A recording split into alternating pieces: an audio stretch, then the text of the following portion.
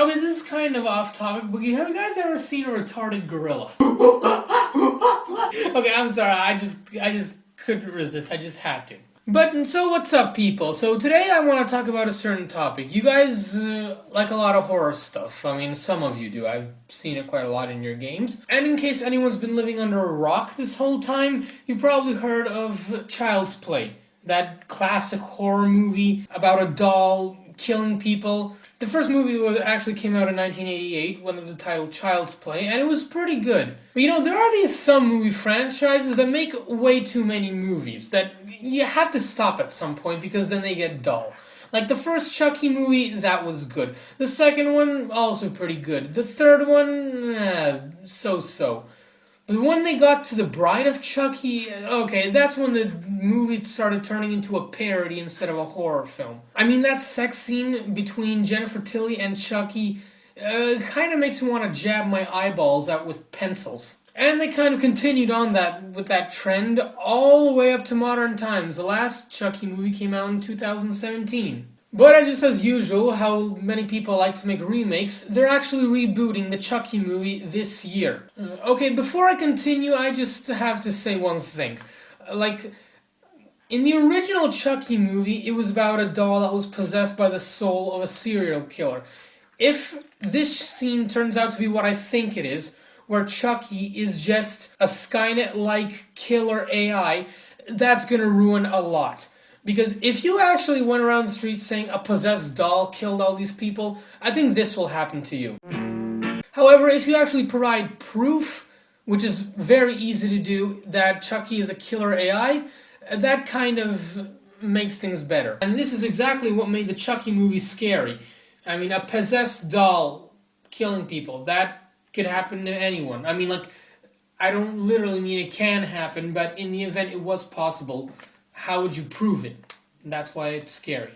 Basically, a killer's on the loose and there's no way to stop him. However, the producers of It made one major mistake when making Child's Play for 2019. And I'm about to share it with you right now. Okay, so long story short, in the 1980s, you didn't really have that many video games. If you had a video game console, it looked like this. And usually you had to go to an arcade, which is sometimes far from your home, and then you had to play. Not very practical now, is it? Which is why toys were available everywhere. However, with the advancements of modern technology here in the 21st century, well, toys are kind of becoming redundant. Every year for Christmas and for birthdays and everything, kids are playing less and less with toys and they're more interested in video games. And that's visible quite everywhere. The toy industry is going through some really bad times right now, as it is visible everywhere, even in the biggest toy chains. So if you live in an English-speaking country, then you've probably heard of this thing.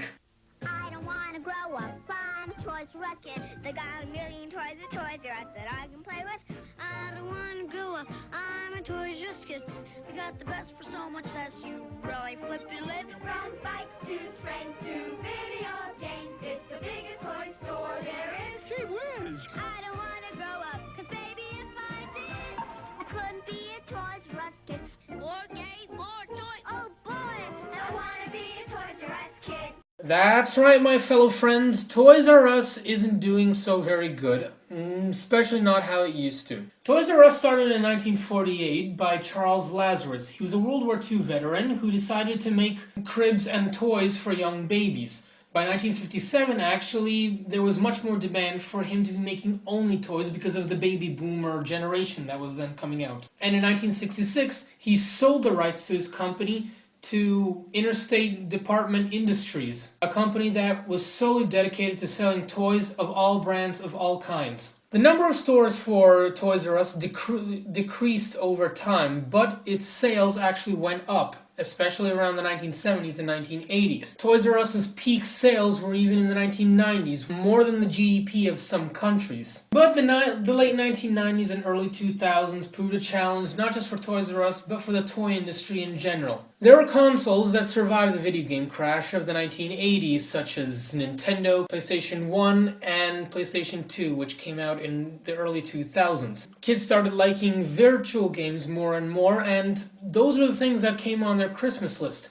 And even today, video games are still doing much better. Titles like Call of Duty and Battlefield have a bigger budget than many Hollywood production movies. And, as usual, it is worth noting that video games sell more than movies and music put together. So you can imagine what toll has been taken on the toy industry. In 2000, the board of directors for Toys R Us hired John Ireland as the CEO of Toys R Us. He began a multi-million-dollar rebrand of the company, which was very unsuccessful. He blamed a lot of it on competition from Target and Walmart, but we all know that wasn't true. In 2005, several investment firms and consultancy companies pretty much bailed out the company for $6.6 billion.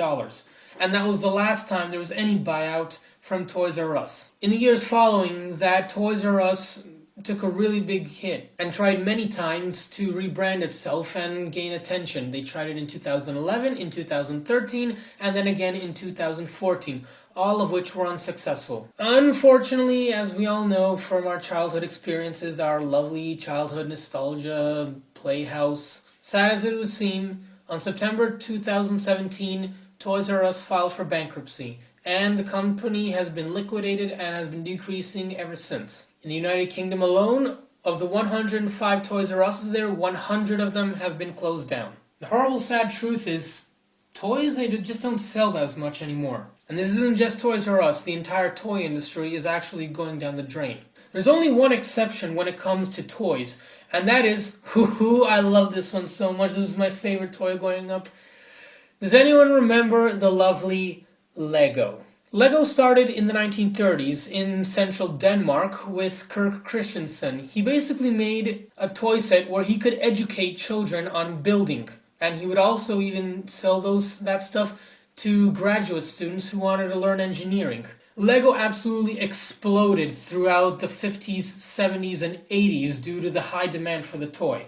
And even the 1990s proved a valuable moment for them. However, just like the rest of the toy industry, in 1998, Lego was facing the same problems. It recorded its first loss since the 1930s. At the time, Kirk Christensen's son, Gottfried Christensen, ran the company. And in order to solve the crisis and save the entire company, he did the bravest thing any CEO could do. He stepped down and he gave the reins to someone else, to his friend and advisor, Jorgensen. Jorgensen had some other plans for Lego, and he noticed that the digital age would pose a great threat to toys of all times. In doing so, he tried to add a new strategy with two parts. First one was making alignments with many digital companies, all of which would prove useful later on, which I'll get to. And the second one was making up stories. So you probably remember this. Back then, when you bought a Lego set, it was basically a bunch of building blocks. You could decorate the guys, build whatever you wanted, and make up your own story. Well, that seems kind of good. But Lego actually went on a marketing scheme endorsing this thing. They began with new products, with new ideas, something that would inspire kids with new stories. And as I mentioned, how this digital age is even coming over kids, Lego actually partnered up with a lot of companies. Movies such as Pirates of the Caribbean, Harry Potter, Lord of the Rings, they all made license agreements with Lego and were able to make even their own video games with that. So basically then, it was quite simple. Lego basically just got all its money off the royalties from video games. And because video games inspired the kids, they also wanted to, albeit to a lesser degree, play with the building blocks that they also had available. In the meantime, many other Lego attractions, such as even Legoland, were closed down. But as you may have guessed, this is the only example that exists today. Just Lego. And back to Chucky. A Lego Chucky, just... no comment. But if you really want to get back to Chucky, basically, the situation for a modern-day Chucky doesn't look really good. Chucky's main threat right now is the video game industry. That is who he should be after. But all in all, that kid in 2019 trailer who looks a little too old to be playing with dolls basically wouldn't be even getting that doll because the doll wouldn't even be made due to the lack of demand for toys like that. And even in those cases where the doll is made and possessed by another person, no one would basically buy it. Or at the very least, not a lot of people.